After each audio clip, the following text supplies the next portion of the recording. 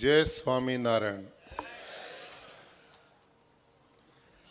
ओम असतो मां सद्गमय तमसो मां ज्योतिर्गमय मृत्युर्मा अमृतम गमय। ओम शांति शांति शांति। स्वामी नारायण संस्कार धाम गुरुकुल ध्यांगरा के संस्थापक आदरणीय श्री रामकृष्ण दास स्वामी जी महाराज, माननीय प्रकाश भाई वरमोरा जी मोरबी, आदरणीय श्री अर्जन भाई लाल जी भाई धोलकिया जी सूरत, माननीय श्री जय भाई वल्लभदास धड़ुक, आदरणीय प्रियवर श्री राकेश भाई दुधात जी, प्रियवर श्री ईश्वर भाई धोलकिया जी, सभी सम्मानित संतगण, मेरे लिए बहुत ही आदरणीय बुजुर्गों, युवा बंधुओं, माताओं, बहनों और प्यारे बच्चों, आज हम सब के लिए बड़े सौभाग्य की बात है कि पूज्य स्वामी जी के नेतृत्व में संस्कार धाम गुरुकुल के सौजन्य से भारत की भावी पीढ़ी का निर्माण हो रहा है। भारत देश तीज त्योहारों का देश है। समय समय पर नई प्रेरणा और उत्साह लेकर ये पर्व आते हैं और हमारे जीवन में एक नया संचार कर जाते हैं। उसी परंपरा में आज उत्तरायण है, मकर संक्रांति का पर्व है। इस पर आप सबको मैं बहुत बहुत हार्दिक शुभकामनाएं और मंगल कामनाएं करता हूं कि उत्तरायण में जैसे सूर्य देव मकर राशि में प्रवेश करता है तो सूर्य का प्रकाश और बढ़ता है। भारत की संस्कृति अंधकार से प्रकाश की ओर लाने वाली है, अज्ञान से ज्ञान की ओर ले जाने वाली है, मृत्यु से जीवन की ओर ले जाने वाली है। तो यह उत्तरायण का पर्व आप सबके परिवारों में सुख शांति आनंद का वातावरण करे। आप स्वस्थ निरोग रहकर परिवार समाज देश और राष्ट्र की सेवा करते रहें। इन्हीं मंगल कामना के साथ आपके बीच में पूज्य स्वामी जी का आदेश था कि आपके बीच में आकर आपके दर्शन करूं। इसके लिए महाराज श्री को मैं नमन करते हुए उनका धन्यवाद भी करता हूं। उन्हें जो स्नेह जो आशीर्वाद के शब्द मेरे लिए कहे, मैं उनका हृदय से आभारी हूं। भाई और बहनों, सांख्य एक शास्त्र है, उसमें एक सूत्र है संघात प्रारब्धत्वात्, जिसका हिंदी में अर्थ होता है कि यो जो विशाल सृष्टि परमात्मा ने बनाई है, इस विशाल सृष्टि में एक भी वस्तु निरर्थक नहीं है। अर्थात दुनिया की हर वस्तु किसी अन्य उद्देश्य के लिए है। ये जो माइक है जिसमें मैं बोल रहा हूं, यह माइक दूसरे माइक के लिए नहीं है, ये मेरे बोलने के लिए है। ये जो डोम स्वामी जी ने बनवाया है, ये डोम के लिए नहीं, हमारी छाया के लिए है। आप जिन कुर्सियों पर बैठे, कुर्सियों के लिए नहीं, आपके बैठने के लिए हैं। अब भोजन आप करेंगे, भोजन के लिए नहीं, आपके खाने के लिए है। बिस्तर के लिए नहीं, आपके सोने के लिए है। आप एकांत में बैठना और चिंतन करना भगवान की बनाई विशाल सृष्टि में एक भी वस्तु ऐसी नहीं कि जो किसी न किसी दूसरे उद्देश्य के लिए ना हो। हर चीज का उद्देश्य है, कोई बेकार और निरर्थक नहीं है।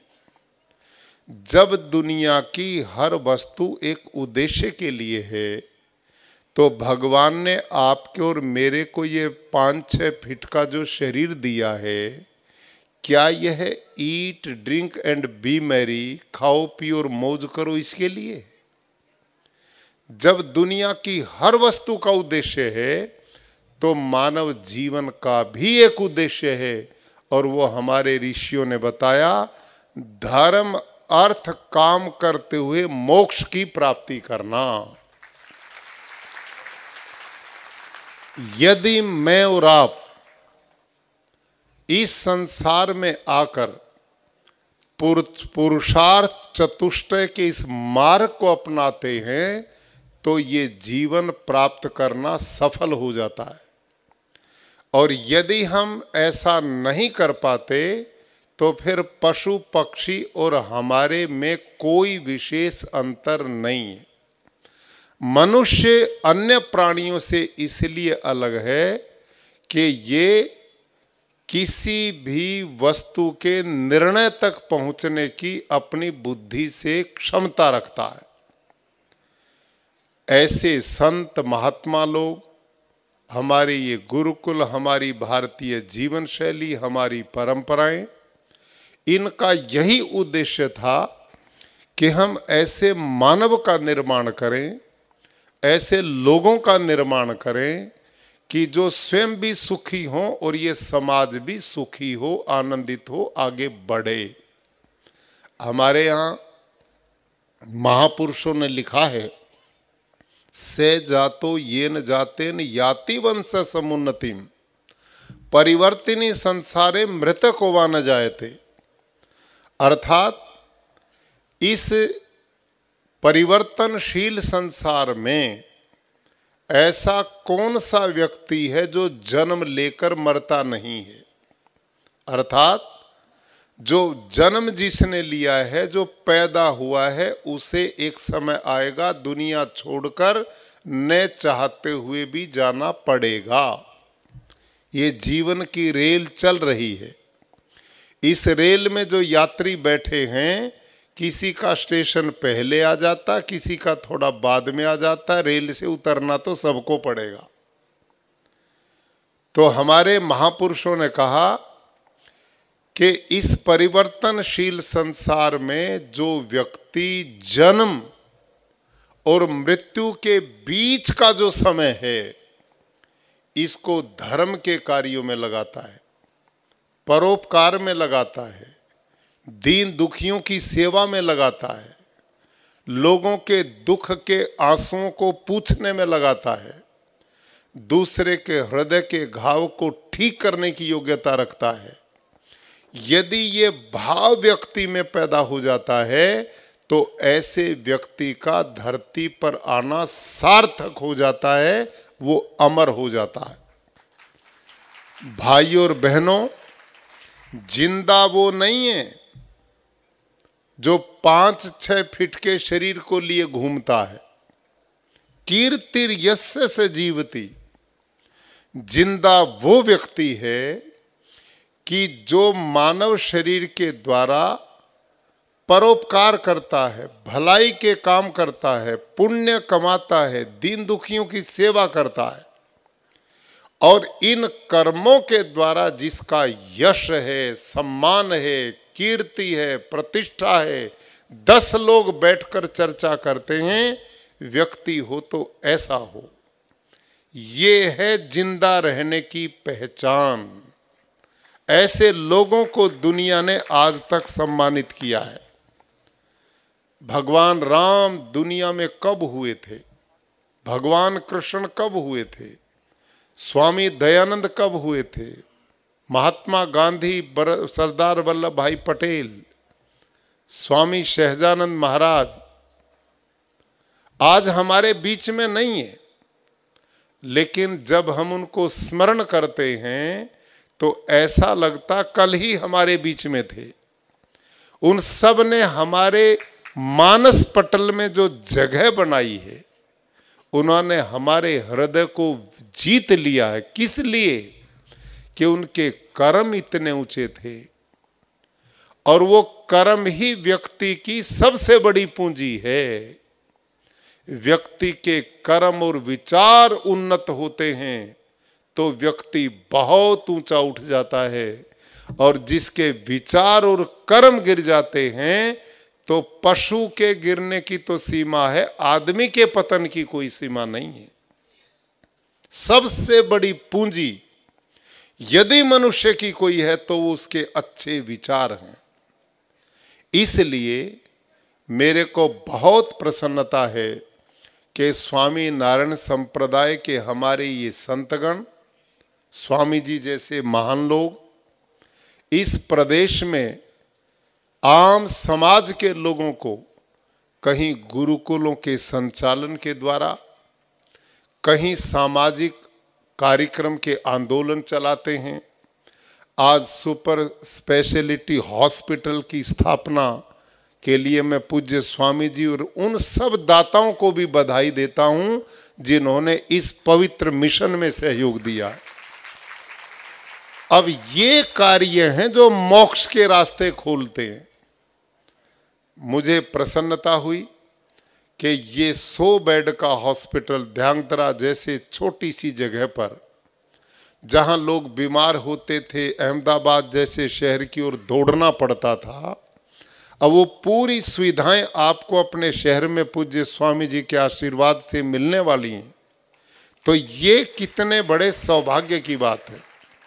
ये हैं समाज के कल्याण के कार्य।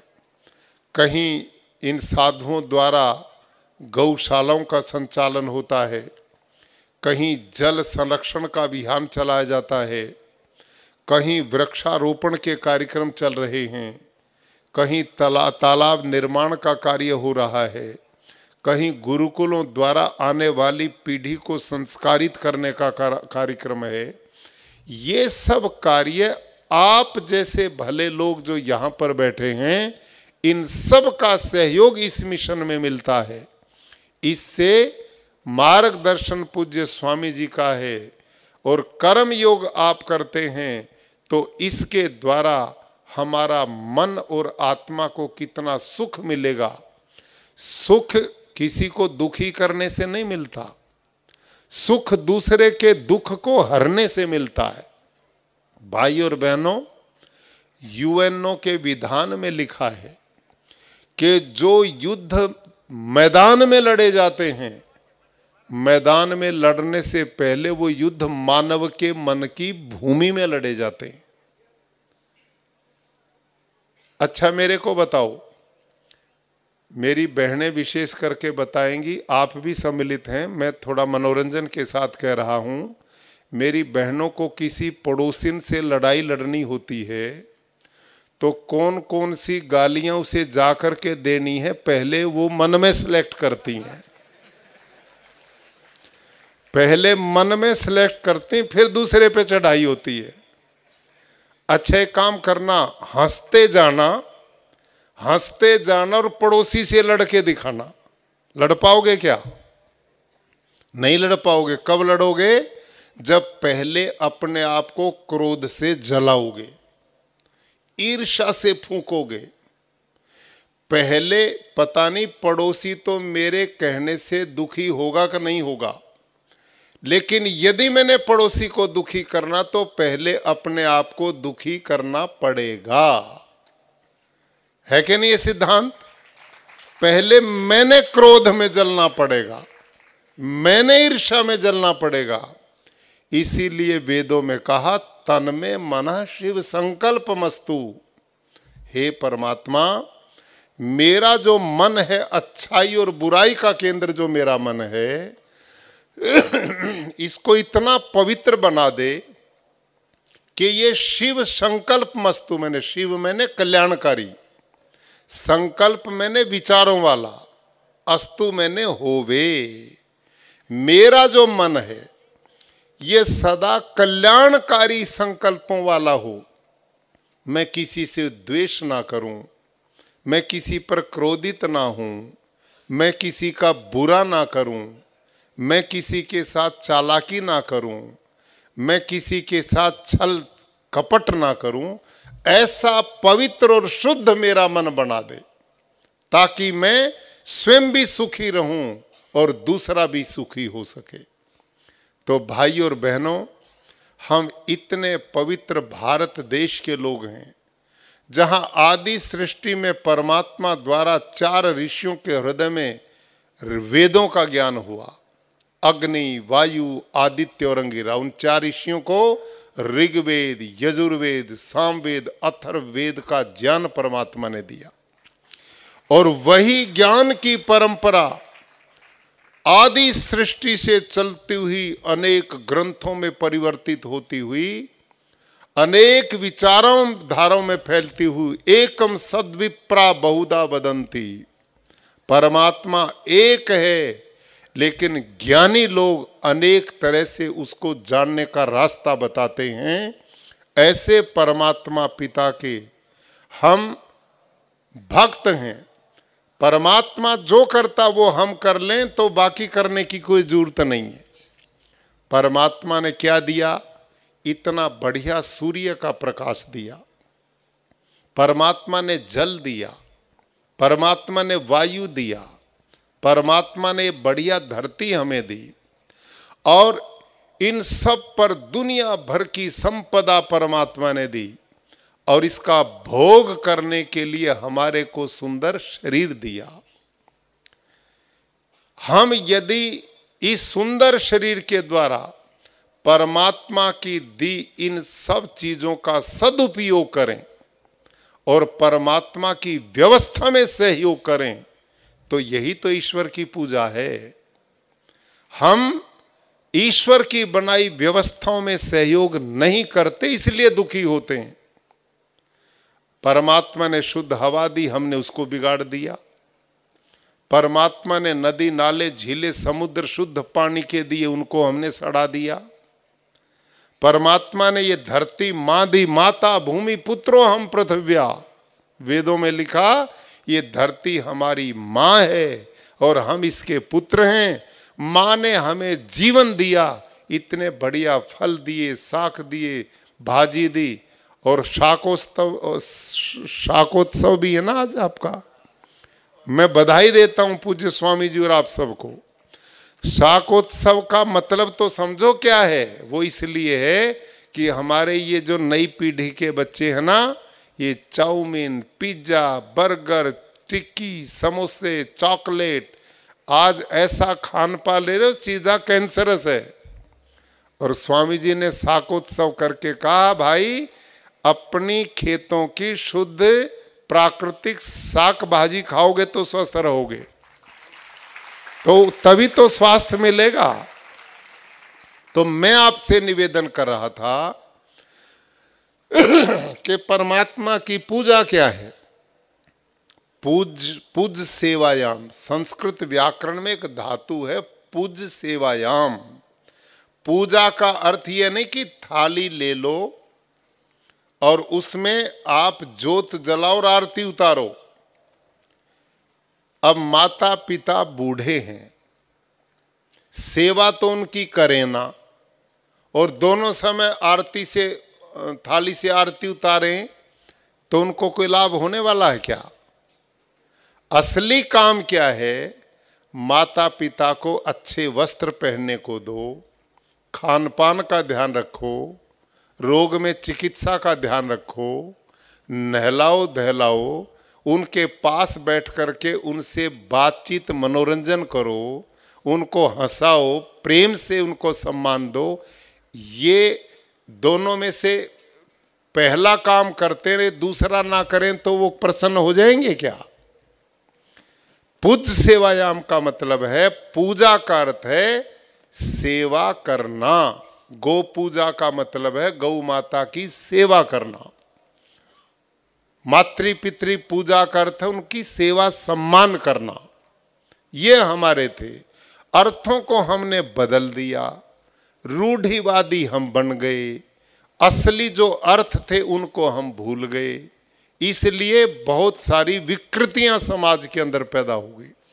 तो मैं जो निवेदन कर रहा था, आज बहुत बड़ी जरूरत है इस बात को समझने की। भाई और बहनों, साइंटिस्ट कहते हैं ग्लोबल वार्मिंग आ गई है। अब जलवायु परिवर्तन कितना हो गया। उत्तर भारत में इस समय जो ठंड पड़ रही है वो इतनी भयंकर है कि वहां लोग घर से बाहर नहीं निकल पा रहे। 0 डिग्री पे आ गया टेम्परेचर। गर्मी आती है तो वो सीमा तोड़ देती है, सर्दी आती वो सीमा तोड़ती है। अब 4 दिन पहले ऑस्ट्रेलिया डूब गया, 5 दिन पहले कैलिफोर्निया डूब गया, कहीं तूफान आ रहे हैं, हो रहा है कि नहीं ये स्थिति। आज सारा धरती का वातावरण परिवर्तित हो गया। अब कोरोना की दवाई तो भारत के प्रधानमंत्री जी को हम सब बधाई देते हैं कि जिन्होंने कोरोना काल में इतने विकट काल से इतने बड़े देश की आबादी को बचा लिया। लोग तो कहते थे सबसे ज्यादा दुनिया भारत में मरेगी, और वो कह रहे थे यूरोप वाले जो विकसित राष्ट्र हैं, और हुआ उल्टा, मर वो गए, हम फिर भी बचा लिए इतनी बड़ी संख्या में। ऐसा हुआ कि नहीं। और हम ही नहीं बचाए, दुनिया के 70-80 देशों को भी दवाइयां भेज दी गई। हमने वसुधैव कुटुंबकम का भी संदेश दुनिया को दिया। इतना बड़ा काम प्रधानमंत्री जी ने करके भारत की प्रतिष्ठा को भी बचाया और लोगों के स्वास्थ्य को भी बचाया, इसलिए हम उनको बधाई साधुवाद देते हैं। और 2-2 वैक्सीन भी निकाल दी बचाने के लिए। लेकिन आप सब से मैं पूछता हूं, हम यहां इस डोम में बैठे हैं, भयंकर तेज तूफान आ जाए, उसकी कोई वैक्सीन है रोकने की? भयंकर वर्षा शुरू हो जाए, उसको कोई रोक सकता है क्या? बर्फबारी शुरू हो जाए, उसको कोई बंद कर सकता है क्या? नहीं हो सकता ना। आज मनुष्य ने प्रकृति के साथ खिलवाड़ किया है। हम धर्म की भी बात करते रहे और विकसित होने की भी बात करते रहे, लेकिन भगवान की व्यवस्था में हमने सहयोग नहीं किया, उसको हमने तोड़ दिया, सब बिगाड़ दिया। सब पानी दूषित, हवा दूषित, धरती दूषित। लोगों को सांस लेने के लिए बड़े बड़े शहरों में सांस हवा ही नहीं मिल रही। और यदि ये बढ़ता चला गया तो इसका इलाज क्या होगा? इसका इलाज कुछ भी हमारे पास नहीं। और हमने ये अनुभव किया है भाई और बहनों, हम धरती के सबसे उन्नत प्राणी हैं मनुष्य, सबसे समझदार प्राणी मनुष्य है, लेकिन सारी गड़बड़ इसी ने कर रखी है। और इसका मैं प्रमाण दे सकता हूं, आप ही बताएंगे, बोलना, चुप नहीं रहना। मैं बच्चे पढ़ाता हूं सारा जिंदगी, मैंने 35 साल बच्चे पढ़ाए, मेरी क्लास में चुप नहीं बैठना, बोलना, ठीक है। अच्छा यूं बताओ, जब कोरोना काल आया तो सबसे पहले प्रधानमंत्री जी ने लॉकडाउन लगवाया था, याद है कि नहीं? भूलते बड़ा जल्दी हम। लॉकडाउन लगवाया था और उसमें कभी हमसे कहा मनो को मजबूत बनाने के लिए, कभी कहा थाली बजाओ, कभी कहा मोमबत्ती जलाओ, कभी कहा तालियां बजाओ। हुआ था ना, ये ध्यान है ना? अच्छा, लगभग प्रधानमंत्री जी के आह्वान पर हम 1 महीना घरों में रहे थे। 1 महीना रहे थे ना। और इस 1 ही महीने में इस समझदार आदमी के घर पर रहने से कितना बढ़िया वातावरण बना था कि नहीं धरती का। अच्छा अब यूं और बताओ, वो लॉकडाउन मनुष्य का था या धरती के बाकी प्राणियों का भी था? बोलो भाई, बाकी का तो नहीं था ना। जंगल के पक्षी भी वैसे उड़ रहे थे, शेर चीते भी घूम रहे थे, हाथी, प्राणी, जितने भी धरती के प्राणी हैं वो सब अपनी व्यवस्था में काम कर रहे थे। कोई लॉकडाउन में नहीं था, केवल एक समझदार आदमी लॉकडाउन में था। और ये समझदार 1 महीना घर में रहा तो सूचना क्या आई, गंगा माता भी पवित्र हो गई, जंगल भी साफ सुथरे हो गए, और हवा भी सांस लेने लायक हो गई। एक ही महीना ये समझदार आदमी घर में रहा था और सारी धरती पवित्र बन गई थी। तो इससे अनुमान लगाओ कि ये गड़बड़ कौन कर रहा है। सीधा फार्मूला है भाई। गाय गधा घोड़ा भैंस अपने सब काम पे थे, हम ही तो काम पे नहीं थे। हमें कहा था ये भला जो आदमी है, ये देव पुरुष 1 महीना घर में रह जाए बस, और उससे कोरोना भी नहीं फैला और सारी प्रकृति भी शुद्ध हो गई। तो इससे सिद्ध हुआ कि ये संतन के पैर जहां जहां पड़ते वहीं बंटा ढार होता है। तो यदि हम ठीक हो जाए ना, ये मनुष्य ठीक हो जाए, ये आदमी अपने जिम्मेदार आदमी बन जाए। और जिम्मेदारी क्या है? भगवान ने शुद्ध हवा दी, हम उस हवा को शुद्ध करने में सहयोग करें। परमात्मा ने बढ़िया धरती माँ पवित्र दी, हम इसे यूरिया डीएपी कीटनाशक से जहरीला ना बनाएं। परमात्मा ने समुद्र पहाड़ नदियां झीलें शुद्ध दी, इनको हम ठीक ठाक रखें। तो ये सब परमात्मा ने दी और वो कितना दयालु है, सोचो कभी विचार करके। ये जो लाइट जल रही है ना आपकी, इनके सबका बिल आने वाला है। हर महीने सरकार बिल भेजती है कि नहीं, घर में जो लाइट जलाते हो प्रकाश के लिए। और परमात्मा ने लाखों बरस से जो लाइट सूर्य चंद्रमा की दी है, उसका कोई बिल भेजा आज तक? आपके पास में कोई बिल आया है क्या?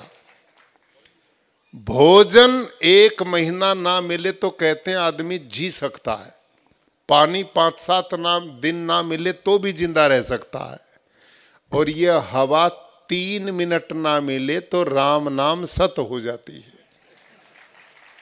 है? परमात्मा ने ये शुद्ध ऑक्सीजन हमें दी थी, आज तक इसका कोई बिल भेजा परमात्मा ने? सब फ्री में। ये पानी भी फ्री दिया था, लेकिन ये मानव के हाथ में पड़ गया, इसने वो भी बोतल बना के बेच दिया है। हमने, भगवान ने हमें सब कुछ दिया, हमने उसको भी जो जो काबू आ रहा है, तो भगवान की व्यवस्था ये तोड़ना नहीं तो क्या है। आप बड़े बूढ़े कुछ कृषक किसान खेडूत बैठे होंगे, आपको याद है कि नहीं 20-30 साल पहले हमारे बाप दादे कुआं खोदते थे, 10 फीट की रस्सी से पानी निकाल करके पी लेते थे। जहां पानी चलता था कहीं पर भी पी लेते थे। आज सब बोतलें लिए घूम रहे हैं। क्यों साहब? आज भी पी के देखो ना, कहीं पे कर दिया कि नहीं दूषित पानी, गंदा हवा दूषित, प्रकृति बर्बाद। और जब ये इनको बोलते हैं हमारे यहाँ जड़ देवता, पृथ्वी देवता, वायु देवता, जल देवता, आकाश देवता, चंद्र देवता, ये देवता हैं। क्यों है देवता? देवता किसे कहते हैं? यास्काचार्य ने लिखा है निरुक्त शास्त्र में, देवता कस्मात् देवो दानादवा दीपनादवा द्योतनादवा द्युस्थानो भवती थी। अर्थात देवता वो है जो हमें जीवन देता है, वो देवता है जो हमें देता है। और वो 2 प्रकार के हैं, एक जड़ देवता है, एक चेतन देवता है। चेतन देवता कौन है? हमारी माँ है, हमारा पिता है, हमारे गुरुजन हैं, ये साधु, ये सन्यासी स्वामी लोग हैं, ये हैं चेतन देवता। ये हमें जीवन का दर्शन देते हैं। माता पिता ना होते हमारी कल्पना कहाँ हो सकती थी? गुरुजन लोग ना होते तो हमें शिक्षा दीक्षित करके सही मनुष्य कौन बनाता? जिस समाज में इन माता पिता गुरुजनों का सम्मान होता है, तो ये जड़ देवता, ये चेतन देवता प्रसन्न होंगे, तो इनका आशीर्वाद मार्गदर्शन हमें मिलेगा, तो हम जीवन के हर मोर्चे पर सफल होंगे। ये है चेतन देवता। और जड़ देवता कौन है? पृथ्वी देवता, वायु देवता, जल देवता, अग्नि देवता, सूर्य देवता, ये देवता है। अब यदि ये कुपित हो गए तो कैसे बचोगे? ये सारे देवता जो हमें जीवन देते हैं, सूर्य ना होगा तो हमारे जीवन की कोई कल्पना है क्या? ये धरती माता ना हो तो अन्न फल रहेंगे कहाँ? हवा के बिना जिंदा नहीं, पानी के बिना जिंदा नहीं। और ये जड़ देवता आज हमसे नाराज हो गए हैं और ये दिन पर दिन नाराज होते जा रहे हैं और इनकी नाराजगी का परिणाम ग्लोबल वार्मिंग है। इनकी नाराजगी का परिणाम महाविनाश है, जिसका इलाज मनुष्य के पास में नहीं। इसका इलाज भी ये संत लोग करते थे, हवन यज्ञ करना, दैनिक यज्ञ इस देश की परंपरा थी। उसके द्वारा जलवायु शुद्ध होता था। जब अग्नि में घी पड़ता था, सामग्री पड़ती थी, वेद मंत्रों का उच्चारण होता था, तो उससे वो सुगंधी हवा में जाती थी, उसको शुद्ध करती थी। सूर्य की रश्मियों को पवित्र करती थी, चंद्रमा की रश्मियों को पवित्र करती थी, जल को पवित्र करती थी। ये जड़ देवताओं को प्रसन्न करने का तरीका यदि कोई है दुनिया में तो केवल हवन और यज्ञ है और कोई रास्ता नहीं। और चेतन देवताओं को प्रसन्न करने का रास्ता ये संत लोग हैं जो उपदेश देते हैं, माता पिता का सम्मान करो, गुरुजनों का आदर करो, बड़ों का सम्मान करो। जिन्होंने हमें कुछ दिया है वो देवता है, जो देता है वो देवता है। माता पिता गुरुजन देते हैं इसलिए देवता है। पृथ्वी वायु जल आकाश अग्नि देते हैं जीवन, इसलिए वो देवता है। समझ में आई? देवता, इसका नाम देवता है।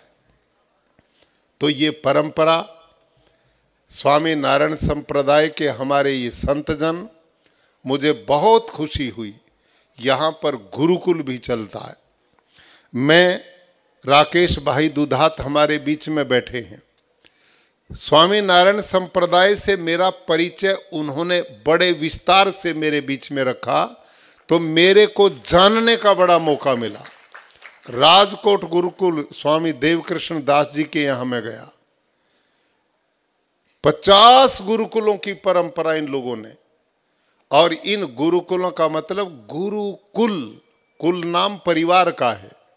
एक कुल है माता पिता का जहां बच्चा जन्म लेता है, और जब वो 5-6 साल का बड़ा हो जाता है, पढ़ लिख करके महान बनाना होता है, तो फिर वो गुरु के कुल में भेज दिया जाता है। बच्चे को कुल से तो नहीं तोड़ा गया ना, पहले वो पिता के कुल में था, वो छोटा कुल था। छोटा कितना था? उसमें तो माँ थी, पिता थे, एक भाई था, एक बहन था, दादा दादी कई रख भी लेते हैं, नहीं बेचारों को उनको वृद्धाश्रम में भेज देते हैं। तो छोटा कुल है कि नहीं? अब जब वो बालक उन 6-7 लोगों के घर से निकालकर गुरु के कुल में, यहाँ तो 700-800 हजारों बच्चे हैं, अब इसका कुल बढ़ गया। वहाँ इसका एक भाई था, यहाँ 700 भाई मिल गए। वहाँ इनकी एक माता थी, यहाँ विद्या माता और गौ माता मिल गई। वहाँ एक पिता था, यहाँ सैकड़ों गुरुजन धर्म के पिता के रूप में मिल गए। तो यह है बच्चे का विकास, यह है कुल का विकास, यह है कुल की भावना। और जहाँ एक जगह हजारों बच्चे पढ़ते हों, वहाँ समाजवाद के लिए भाषण देने की जरूरत नहीं है कि मिल के रहो। वो स्वतः ही वही भाव पैदा होगा जो सांदीपन ऋषि के आश्रम में, वहीं पर कृष्ण भी विद्या पढ़ते हैं और वहीं पर सुदामा भी विद्या पढ़ते हैं। वहां पर एक गरीब ब्राह्मण भी, एक राजपुत्र भी है, और दोनों में कितना स्नेह और प्यार है। यह है समाजवाद प्रैक्टिकल। तो हमारे इन गुरुकुलों का मतलब यही होता था कि यहाँ पर पढ़ने वाले बच्चों को संस्कारवान बनाया जाए, उनकी विचारधारा को उन्नत बना जाए, उनको मन आत्मा से समृद्ध बालक बना जाए। यहाँ से पढ़ने के बाद कम से कम बालक अपने माता पिता के बुढ़ापे की सुरक्षा की गारंटी देता था, अपने राष्ट्र के प्रति सेवा सम्मान का भाव रखने की गारंटी देता था। गुरुकुल का मतलब एक जिम्मेदार नागरिक का निर्माण करना। जिम्मेदार का मतलब उसको जहां जो ड्यूटी मिली है उसके लिए समर्पण भाव से काम करना। आज देश में सब कुछ है, लेकिन यही जिम्मेदारी का अभाव है। हम जीवन में अपना जो अधिकार है उसकी बहुत चर्चा करते हैं। सरकारी नौकरी में आकर एक आदमी अधिकारों की पूरी गाइडलाइन पढ़ लेता है, लेकिन तेरी जिम्मेदारी क्या है, ड्यूटी क्या है, इससे कोई मतलब नहीं रखता। आज जरूरत है जिम्मेदार लोगों की कि जिसको खेती का काम है उसमें मेहनत से करे, जिसको पढ़ाने का काम उसमें जिम्मेदारी से काम करे, जिसको प्रशासन का काम दिया उसको ईमानदारी से काम करे। जहां जिस ड्यूटी को हमने जीवन का आधार बनाया है उसमें समर्पित होकर के काम करना, खप जाना, उसमें परिणाम मिलता है। आज सौभाग्य गुजरात की धरती को मैं बधाई देता हूं जिन्होंने भारत के लिए यशस्वी प्रधानमंत्री गिफ्ट दिए हैं देश को। आप उस व्यक्ति के जीवन को देखो, मैं उनके नजदीक रहने का सौभाग्य मेरे को मिलता है। मैंने उनको सोते ही नहीं देखा, रुकते हैं तो राजभवन में रुकते हैं। मैंने पीछे आए तो पूछ लिया, महाराज जी आप सोते भी हो कि नहीं? तो प्रधानमंत्री जी हंसकर कहने लगे कि अमेरिका का राष्ट्रपति ओबामा भी इसी बात पर मेरे से लड़ता रहा और वो कहते थे सो भी लिया करो। तो मैंने कहा फिर आप कितना सो पाते हैं? तो उनका उत्तर पता क्या था मेरे को कहा, हमारे मुख्यमंत्री भी साथ बैठे थे, कि मेरी सोने में रुचि नहीं है। आश्चर्य देखो, ये कहते मेरी सोने में रुचि नहीं है। एक काम खत्म होता दूसरा तैयार, दूसरा तीसरा तैयार। ऐसा व्यक्तित्व जो केवल इस देश की समृद्धि के लिए, विकास के लिए, उन्नति के लिए, ख्याति के लिए, प्रतिष्ठा के लिए रात दिन काम करना। आज तक ऐसा व्यक्ति जिसने एक भी छुट्टी ना ली हो। और हम सरकारी नौकरी करते हैं, पैसा लेते हैं, सोमवार होता और इतवार की इंतजार करने लग जाते हैं कब आएगा। क्यों साहब? सोमवार से कहते आज का दिन गया, कल का और जाएगा, और इतवार कब आएगा। और उनमें भी कौन से आप पहाड़ तोड़ते हैं वो भी हम सब ने पता है। तो बताओ कैसे विकास होगा? हमारे लिए इतना आदर्श पुरुष आपने दिए हैं, वो हमारे आदर्श होने चाहिए। जैसे वो काम करते हैं, 8 साल में देश का दशा और दिशा बदल दी। कितना बड़ा काम है।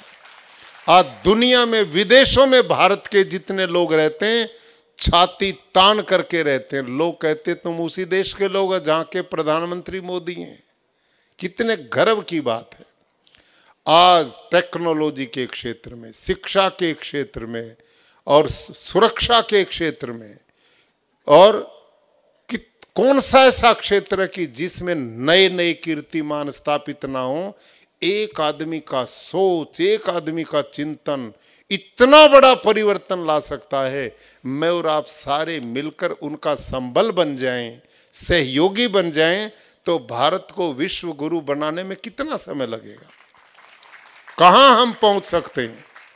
तो मैं लंबी बात न करते हुए पूज्य स्वामी रामकृष्ण दास जी स्वामी जी को बहुत बहुत नमन के साथ बधाई देता हूं, जो एक तपस्वी जीवन अपने संतों के साथ जीते हुए सुपर स्पेशलिटी हॉस्पिटल की यहाँ स्थापना हुई, यहाँ गुरुकुल का संचालन है, लोक कल्याण के कार्य हैं। आप जैसे भले लोगों के परिवारों के बालकों को संस्कारित करने का काम करते हैं, और आप इनके साथ जुड़कर जो समाज सेवा के काम में लगे हुए हैं, यह संयोग बराबर बना रहे और मेरा देश, हमारा समाज इसी प्रकार की भारतीय जीवन मूल्यों के साथ आगे बढ़ता रहे। खुद ही को कर बुलंद इतना हर तकदीर से पहले, खुदा बंदे से खुद पूछे बता तेरी रजा क्या है। यह है जीवन दर्शन। ऐसा उन्नत जीवन बने तो एक सुख का रास्ता बनता है। पूज्य स्वामी जी का आशीर्वाद मिला, आप सबके दर्शन करने का सौभाग्य मिला, और एक पवित्र मिशन में आप लग करके इस मानव जीवन को सफल कर रहे हैं। परमात्मा सबको शक्ति सामर्थ्य दें।